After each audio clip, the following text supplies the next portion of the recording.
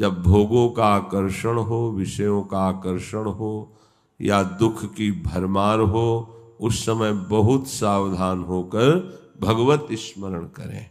वही बुद्धिमान है, वही चतुर है जो हर स्थिति में भजन कर ले जाए। पर बुद्धि हमारी ऐसा निर्णय नहीं करती।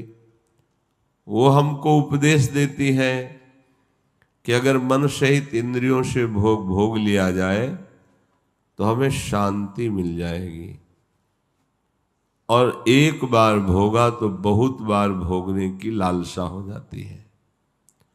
न जातु कामः कामाना मुपभोगेन शाम्यति, हविषा कृष्ण वर्तमेव भूय एवाभिवर्धते। ये विषयों की लालसा जब भोगों में उतार देती है तो भोग भोगने से शांति नहीं होती, घोर अशांति पैदा हो जाती है, और नवम नवम भोगने की इच्छा। जैसे घृत की आहुति अग्नि पे डाली जाए तो अग्नि प्रज्वलित हो जाती है, ऐसे इंद्रियों के निषिद्ध भोगों को जब हम भोगने की छूट दे देते हैं तो भोगाग्नि बढ़ जाती है। इतनी अशांति हो जाती है कि धर्म अधर्म का निर्णय बुद्धि नहीं कर पाती है। न चेन्द्रियाणाम भोगाभ्यासेन वैतृष्णम कर्तुम शक्यम। भोग भोगने से कभी भी आज तक किसी की इंद्रियां शांत नहीं हुई। भोग भोगने से भोगने की लालसा तृष्णा बढ़ती ही गई। ये अनुभवी महापुरुषों के वचन हैं। इसलिए यतो भोगाभ्यास मनु विवर्धन्ते रागाः कौशलम चेन्द्रियाणाम। अब जैसे जैसे वो भोग भोगता है वैसे वैसे नवीन नवीन पद्धतियां उसके मन में जागृत होती। ऐसे भोगो, ऐसे भोगो, ऐसा करो। भोगाभ्यासान विवर्धन्ते और रागाह कौशलम चेन्द्रियाम। इंद्रियां बड़ी कौशलता से, कलापूर्ण ढंग से फिर भोगों में उतरती हैं। तस्मादनुपाया सुखस्य भोगाभ्यासा। अब वो भोग अभ्यास तन्मयता होने के कारण उसे सुख लगने लगता है। ये बहुत बड़ी गलती हो जाती, बहुत बड़ा माया का पर्दा पड़ जाता है। तस्मादनुपायः सुखस्य भोगाभ्यासा। भोग का दृढ़ अभ्यास और मलिन हृदय निर्णय करने लगता है कि इसमें सुख है। सा खल्वयम वृश्चिक विषभीतो इवासी विशेषेण दृष्टो यह सुखार्ती विषयानुवासितो महत दुख पंके निमग्नो इति। अब उसकी दशा ऐसे हो जाती है, बिच्छू के डंक से बचने के लिए ऐसे बिल में हाथ डाल दे जहां सांप काट ले। अर्थात किसी भी तरह से भोग स्वीकार करना अपनी दुर्गति को निश्चय करना है। गृहस्थ धर्म में संतानोत्पत्ति के लिए भगवान को प्रणाम करके, देवताओं को प्रणाम करके, मर्यादा से जिन तिथियों को जैसा नियम बताया गया वैसे अगर मनमानी भोगाचरण हुआ तो कह रहे हैं वृश्चिक विषभीत, बिच्छू के डंक से भयभीत होकर, अर्थात भोगों की लालसा से जो जलन हुई उससे बचने के लिए उसने भोगों में रति कर ली। तो ऐसा हुआ जैसे वृश्चिक के भय से बचने के लिए फणधारी सांप के बिल में हाथ डाल दे। यह सुखार्थी विषयानुवासिते। अब सुख का तो लेश नहीं है, विषय की ही जलन है। महत दुख पंके निमग्नो।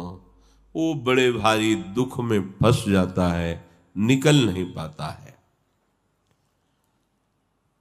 इसलिए सुख प्राप्ति का साधन परमार्थ है, अध्यात्म है, भोग संग्रह और भोग भोगना नहीं है। हमारे हृदय में जब ये निष्ठा बैठ जाएगी कि अब हमको केवल भगवान नाम जप करना है, ये बड़े भाग्यशाली के बैठेगी, नहीं और साधनों की तरफ मन दौड़ाएगा पर नाम में नहीं। इस जड़ जगत में चिदानंद त्रिगुणातीत भगवान का नाम है। नाम माया युक्त नहीं है, मायातीत है, त्रिगुणातीत है। जितनी देर आप नाम जप कर रहे हो उतनी देर आप त्रिगुणातीत हैं, क्योंकि नाम त्रिगुणातीत है। जैसे जैसे आप नाम जप करेंगे आपके अंदर दिव्य चेतना जागृत होगी।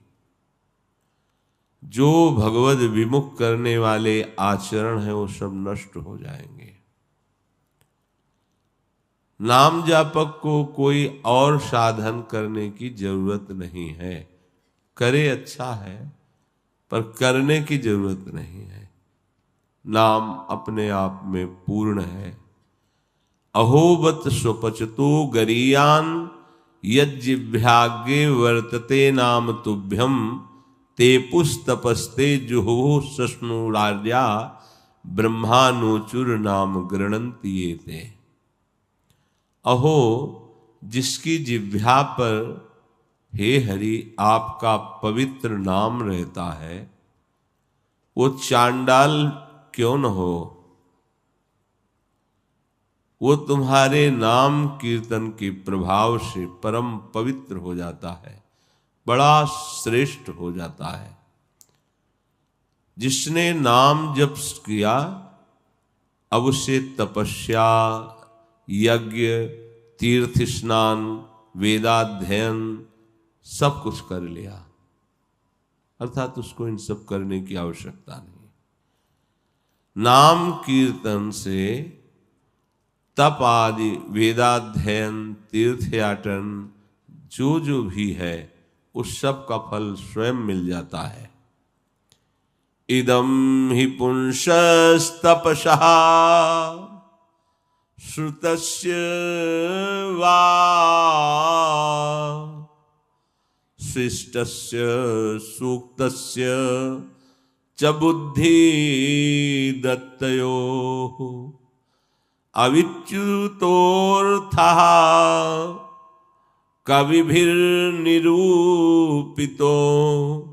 यदुत्तम श्लोक गुणानुवर्णनम। वही भारी विद्वान है, वही बड़ा अनुभवी है, जिसने निश्चय कर लिया है कि अब हमारा एक ही लक्ष्य है भगवान के नाम का जप करना और उनका कीर्तन, नाम कीर्तन, गुण कीर्तन। अब वेदाध्ययन, उत्तम यज्ञ, मंत्र अनुष्ठान, ज्ञान, दान, इनका जो फल है पढ़ने लिखने और सब क्रियाओं का, वो सब भगवान नाम में स्वयं प्राप्त हो जाता है, भागने की जरूरत नहीं है। आज ये पर्व है, भागे चले जा रहे हैं, प्रभु का विस्मरण हो रहा है, धक्के मुक्का, शांत बैठ जाओ और हरिनाम जपने लगो, नाम कीर्तन करो। सारे तीर्थों का फल, सब वेदों का स्वाध्याय, समस्त यज्ञों का फल, सब व्रतों का फल आपको नाम में ही प्राप्त हो जाएगा। कल एक प्रश्नकर्ता ने किया था प्रश्न कि मैं बचपन से साधु समागम करता हूँ, बहुत पहले दीक्षा ले ली थी, खूब नाम जप भी करता हूँ, पर मैं भयभीत रहता हूँ